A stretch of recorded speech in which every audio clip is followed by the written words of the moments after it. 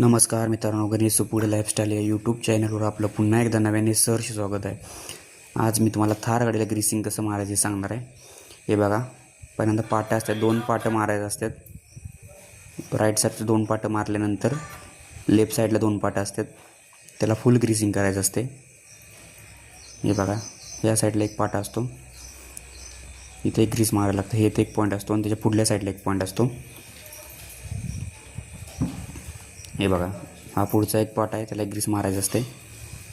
हे बघा, फुल ग्रीसिंग बाहेर आलं पाहिजे असं मारायचं.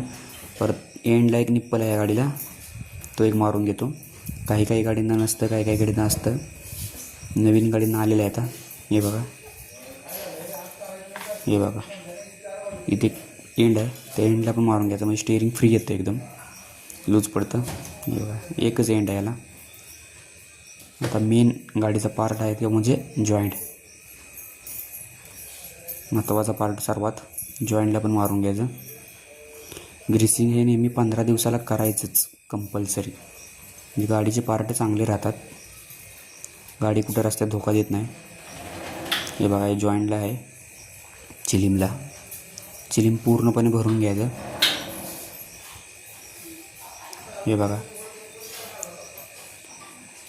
फुल भरून घ्यायचं चिलीम, म्हणजे जॉईंटचा आवाज येत नाही. आता पावसाळे दिवस चालू आहेत, त्यामुळे जॉईंट खूप आवाज करतो. हे बघा, व्हिडिओ आवडल्यास लाईक करा, सबस्क्राईब करा, कमेंट करा. धन्यवाद.